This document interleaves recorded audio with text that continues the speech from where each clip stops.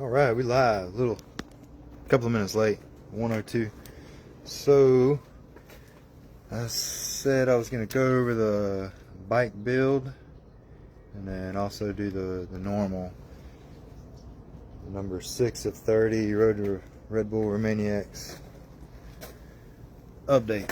So it's Monday. Try to do this every Monday, and started a bike build first. Since I don't see any, well, I got one person online. I'm gonna go ahead and talk about the update. You know, what I did last week and what I plan on doing this week. So last week, I hurt my back at my lower back at King of Motos, the Moto Madness. Oh, we got an airplane coming over. It's probably about to be loud.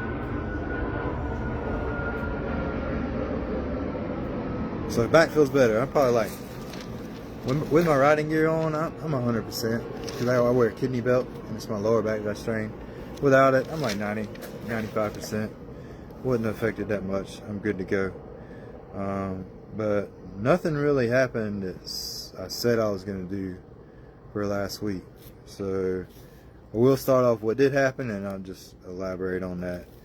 So I ordered took notes for the first time. I bought two Garmin eTrex 32X GPSs.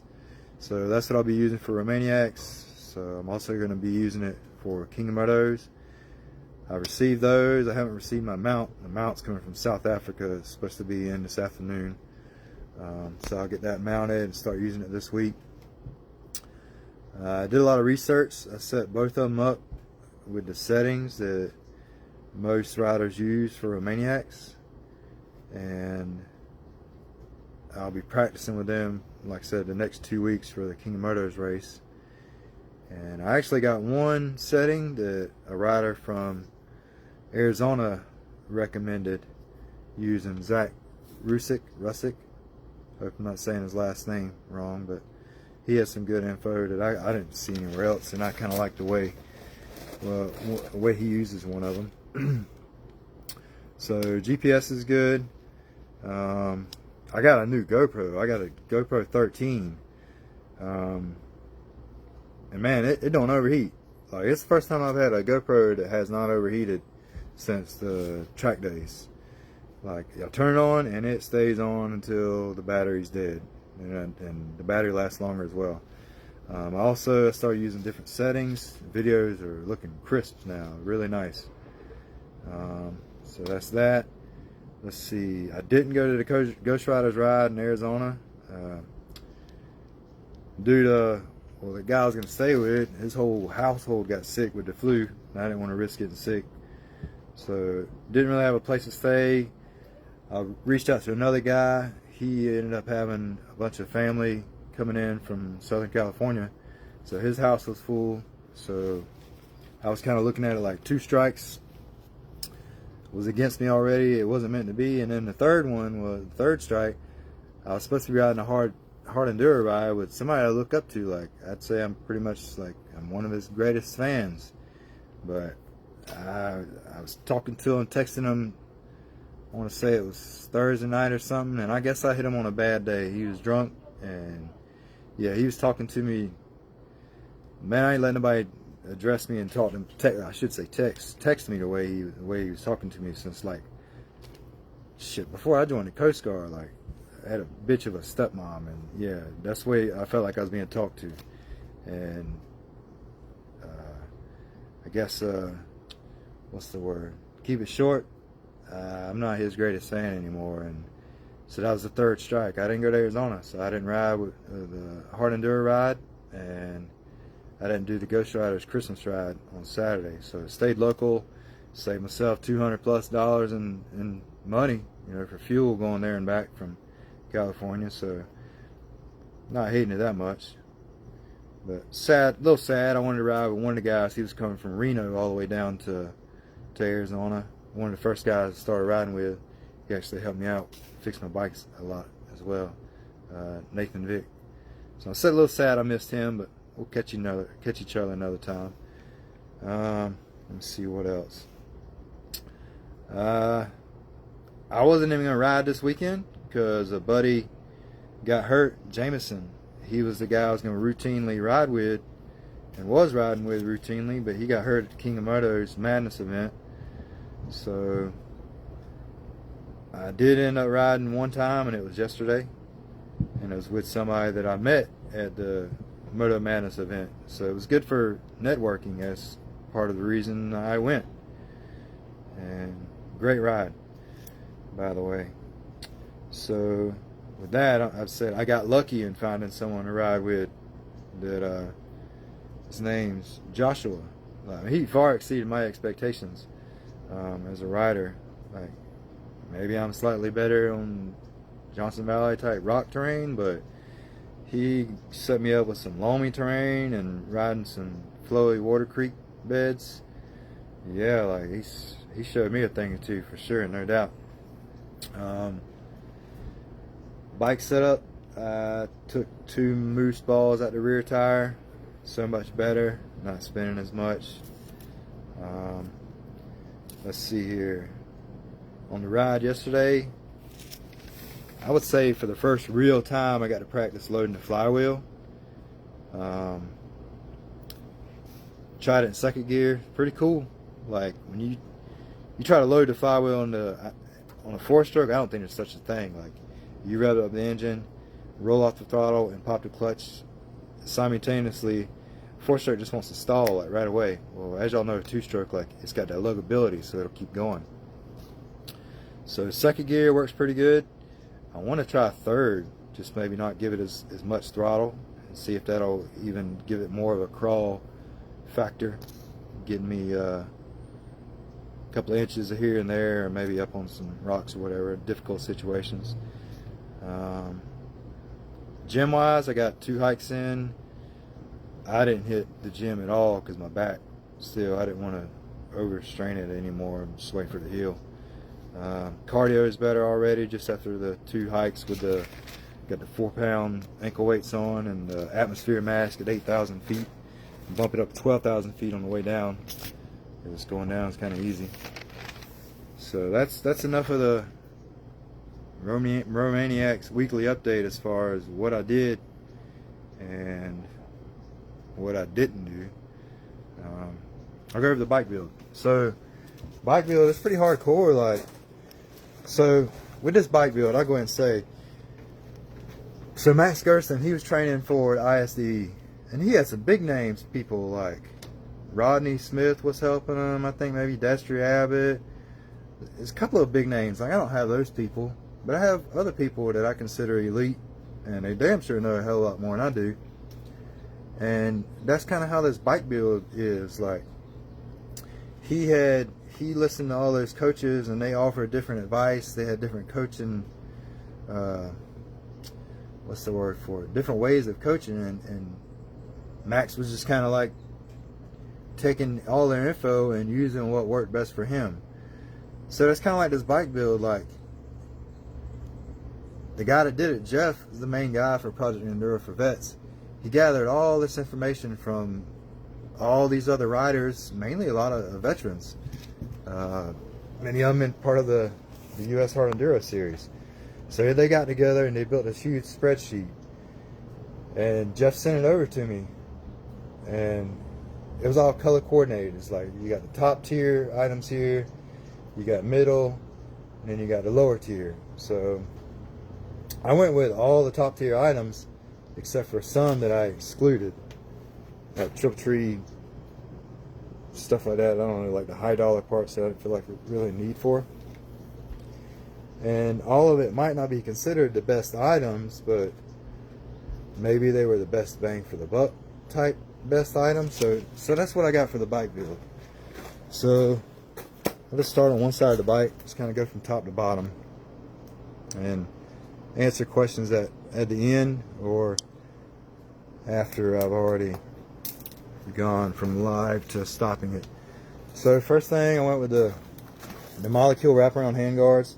This is what I used on the 500. I like them. Like, for one, you tap the bars, so that screw goes in there. It ain't loosening up. It ain't going nowhere. You don't ever have to worry about these things spinning on you, and you have to use a damn rock or whatever you can, trying to beat them up, beat them down.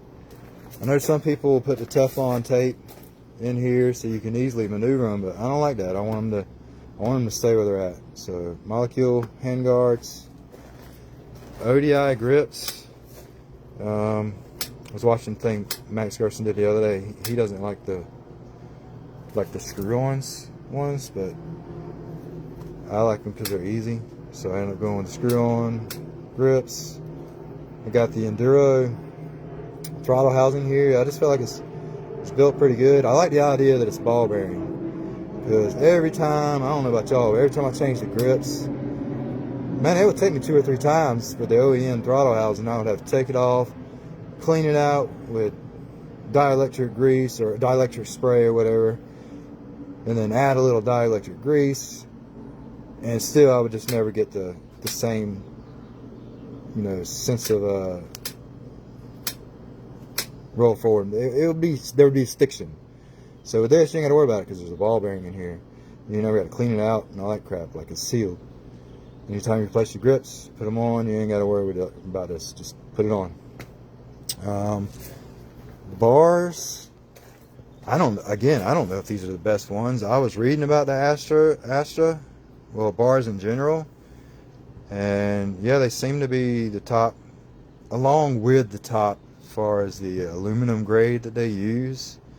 I think it's over 7,000, whatever that measurement is. So I just went with what Jeff recommended. I guess Astra is one of the better brands. I'm sure there's similar brands. The Bend, I have no idea what the Bend. I guess this is the Bend. I have no idea. Again, I just let Jeff kind of set me up with what most people use. So Astra bars, Molecule handguards. These things, dingoes, these are pretty cool. Supposedly they helped oh shoot, what's his name? Having a brain fart. Anyway, they're good protection for the forks. They don't get all scratched up. They'll take a beating. The way they're designed is pretty cool. So I got the upper dingoes. These are the lowers. I did end up cracking this one. So here's the downside of the dingoes. When you get these mids, the length of them is from like right here, and it goes all the way up to the top. But if you use a tugger, you got to cut it. So in order to cut it, Jeff was using a vise, and I think he accidentally cracked it while he was holding it in a vise so he could cut it. So I mean, it's still going to do its job. Got it zip tied. Guy actually gave me well, he gave Jameson a replacement to give me. I didn't get it from him, but these are good for right now. I mean, I think it's still, you can see, I mean, it's still performing. It's still performing the way it should, even though it's cracked. Maybe it cracked more after I took that hit. So dingo fork guards. These, man, I really don't know the name brand of them. I like that they wrap around farther. On the 500, I kept hitting the back side of this and scratching it. Travis with TBT actually took some of the scratches out, but these have been protecting it pretty good. There's a couple of different types of these wraparound fork guards, and I feel bad. I don't know what kinds these are. Like, I don't do any of the hashtags and stuff in my posts because I feel like Project Enduro kind of covers the whole spectrum. Like, he's the one that gets the deals. They give him the deals, but I'll start hashtagging probably eventually. So got these, a lot better than the OEMs. The plastics are OEM. They're KTM OEM plastics, and the people that did the vinyls are the Ride Life Industries. They're located right there in St. George, Utah. Pretty cool shop. Like, he don't just do vinyls. Like, man, they have some badass, like, Fast and the Furious type cars in there, like some crazy stuff. So yeah, he's got some skills. So that's where the vinyls came from. Yep, so we got our Enduro products. You already saw the housing. Let's see. I ended up going with the Trail Tech fan. So supposedly the OEM fan is better because it uses a different plug, and the plug senses the temperature from a different location versus the Trail Tech. I actually like it better, so I could adjust the temperature right here, which I set at 185, so it don't constantly run. It uses a different plug, and then your sensor goes up. It's probably best to have the sensor on the lower side, but we have it up top. Here's something Jeff showed me that I didn't know. I don't know if you can see it. So that sensor that goes into there, run a piece of safety wire through your radiator, like go all the way through your radiator, and safety wire that bad boy on that radiator, and then it won't come out. So I thought that was pretty cool. Like, anybody can tell you that. Like, you can find that shit on YouTube. So him and his guys learned that and shared it amongst each other. So I hear the oil pumps go out on these prematurely.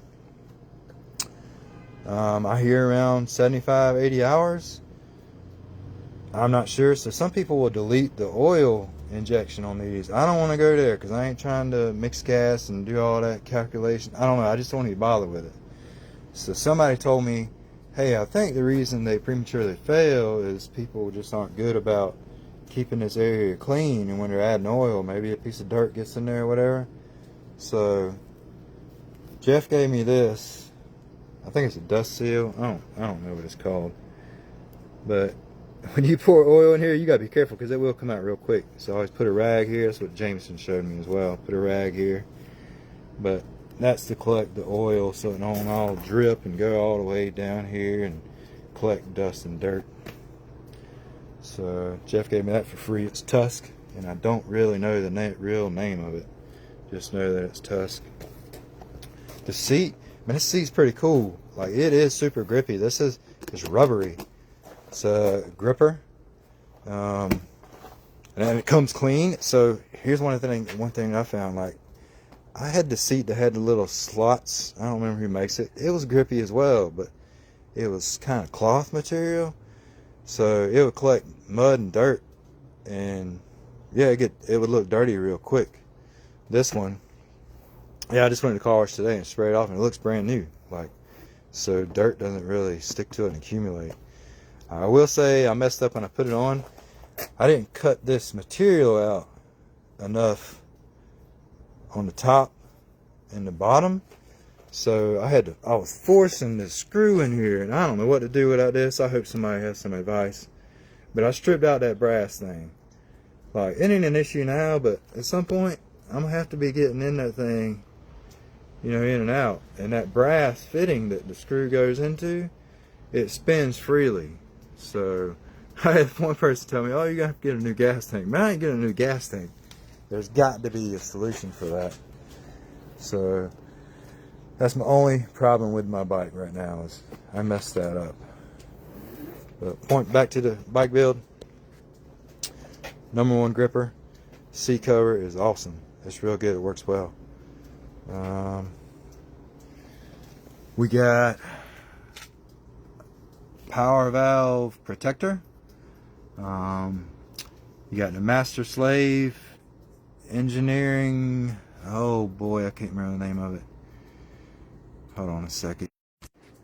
Enduro Engineering is what the guard is right there. OEM stator guard. I guess you don't have to worry too much about this. I mean, it's not like you're gonna be pouring out oil if you get it punctured. So that's that. Pipe is, what is the pipe? Pipe is a FMF gnarly. I have no idea why we chose that or any of these products really, but I just went along with it. So that's FMF gnarly pipe.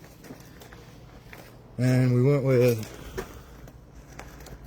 the FMF Turbine Core 2.1. It has a, oh, brain fart again. You know what they race people they require. They always check this inside the exhaust.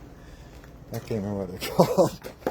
But it's got that in there, so you ain't got to worry about that being an issue. It's got the insert.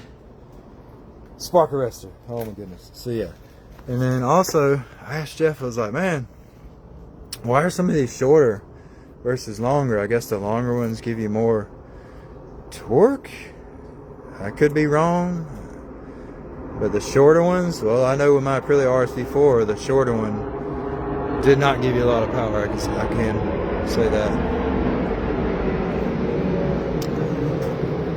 What else we got? So we got the bulletproof design case cover over here.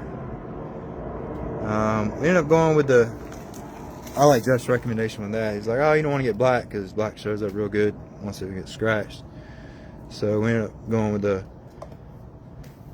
polished bulletproof design ones here. Got the cap. I didn't really think about why did they put the metal cap on there, and then I just thought about it the other day. Like, yeah, I could see the plastic one getting broken real easy. So got the cap with it. Carapax pegs. Man, these things are aggressive as hell. Like, you got to be careful when you go to dab. You actually lift your foot up off the peg, or else it's gonna stick on there. So these are good. They're pretty large too. Like, I want to say they're a little bit larger than OEM. If they're not, they feel larger. Maybe wider. Not exactly sure. We got the levers. I do not know the name of this lever, but you can see it's already taken a beating. We do have aftermarket levers here. Same for the other side.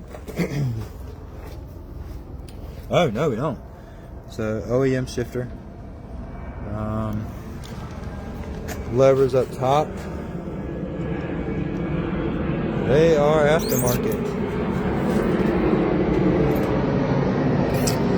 Don't know what they are.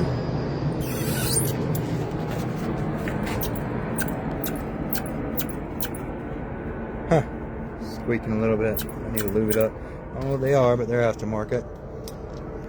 We did go with the, I think it was a 9mm Brembos instead of OEM. What else we got here? Crosslink components, swing arm guard. Now this is cool. So the crosslink components guard here. I like how these bolts are recessed. As you can see, like, if they were sticking out the slightest little bit, they're gonna grind off the tips.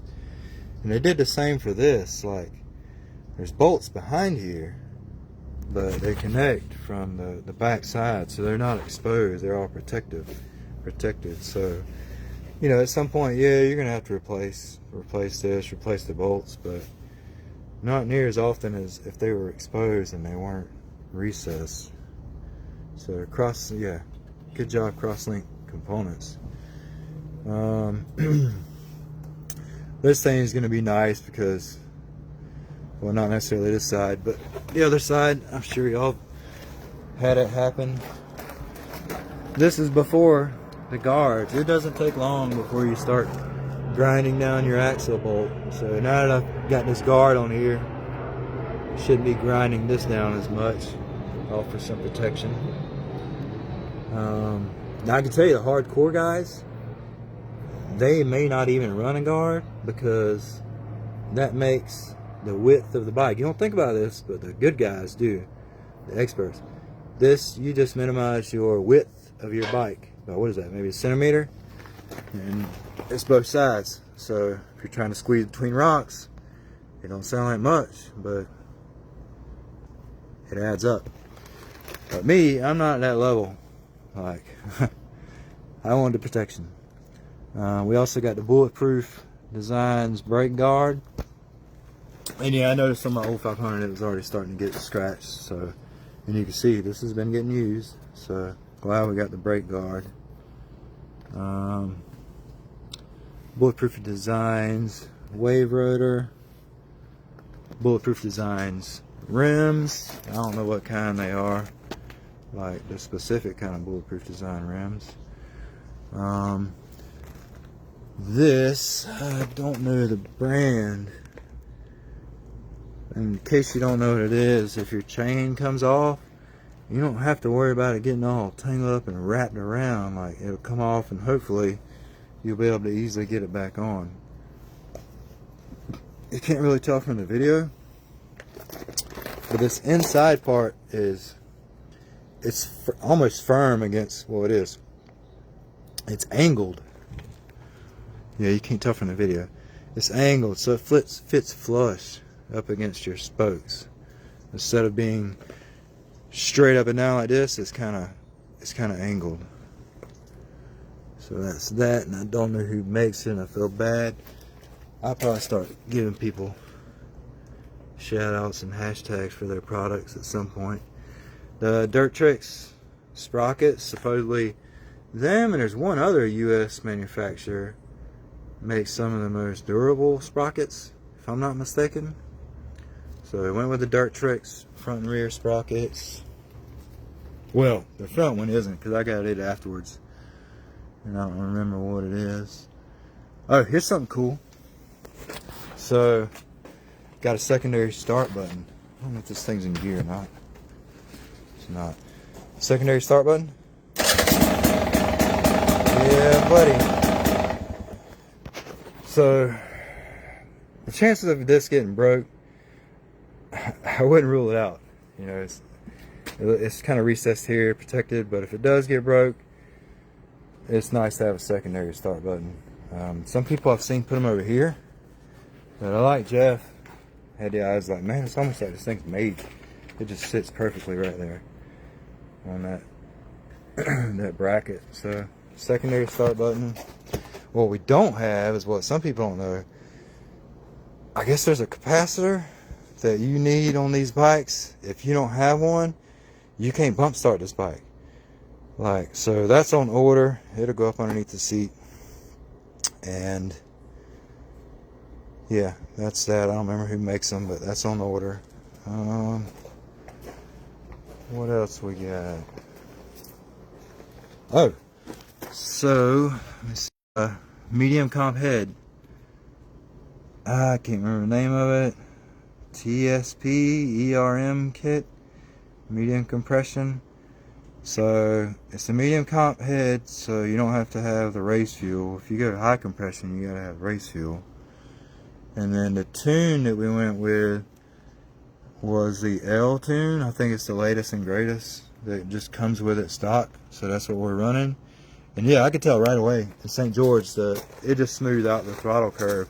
Not that it's that big of a deal for me, but I could instantly tell, like, yeah, like it's smooth. It's not, there's no like, well, you know what I mean. I don't have to explain that.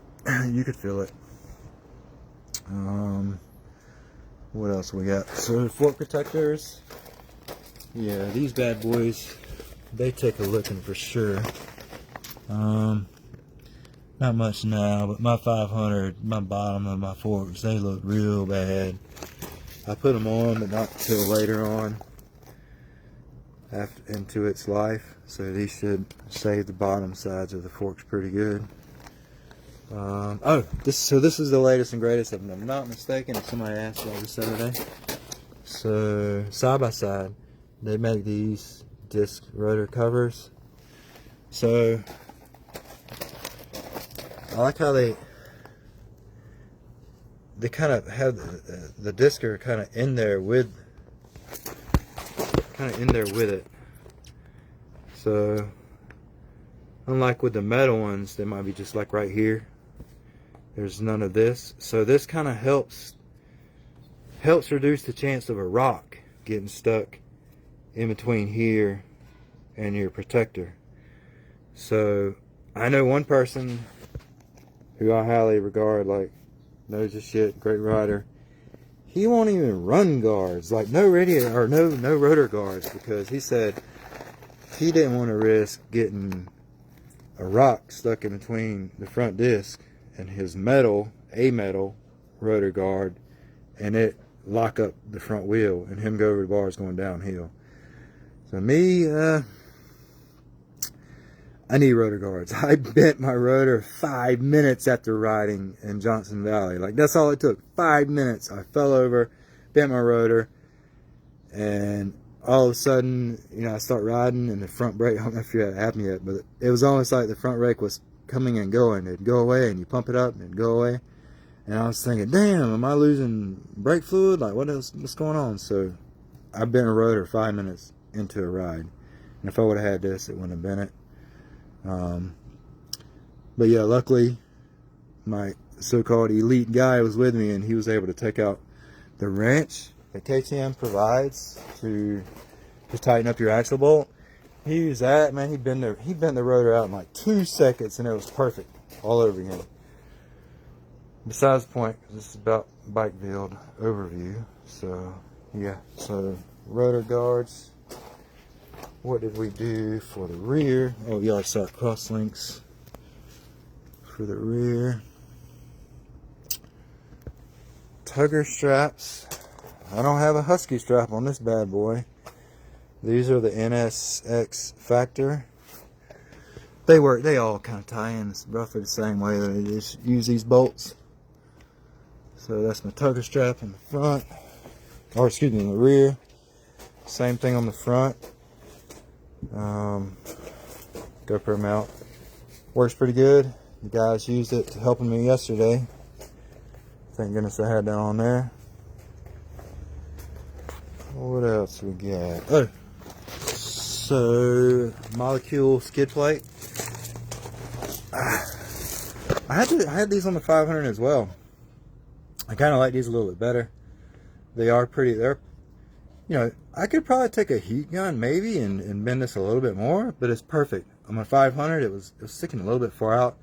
Every now and then I would go to tap the front brake, and you know, it was a little bit closer to the brake pedal, and I would actually hit that, and I have to look down and get the brake pedal. But anyway, molecule skid plate. TBT Racing suspension, of course. Travis, the main guy in California. What else we got?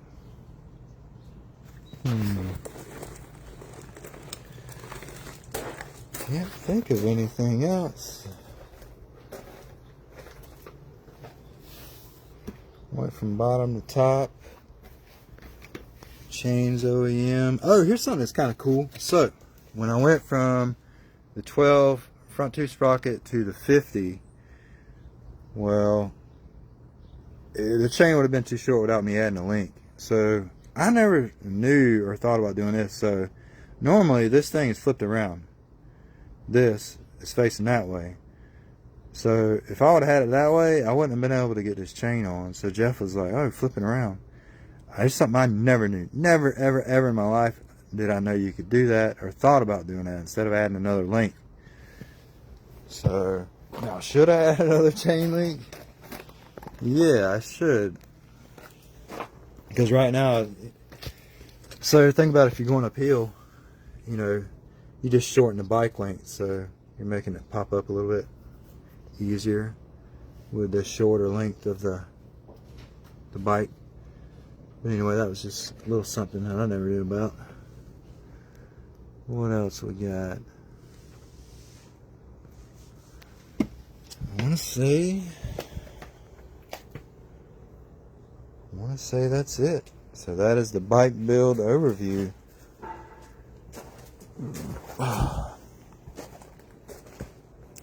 And the Romaniacs update. So, let's see here. Good afternoon, sir. Hey, what's up, man? What's up? Let's see. Anybody got any questions? Let's see here. Yep, Jeff is a great guy. That is for sure. How's the race training going? It's ongoing. It's a process for sure. What else we got? I'm just going to cut it short, and I'm going to look through this and answer any questions y'all have afterwards. Thank y'all for watching.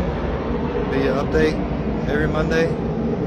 Can't guarantee a set time, but I'm gonna try to do one every Monday until till it's time to do the race. So that's it. Thank y'all for watching. Catch y'all next week. I'll answer the questions. And hey, if you know some stuff that might be helpful, throw some comments in there. If you throw some shit in there that sounds judgmental, don't bother.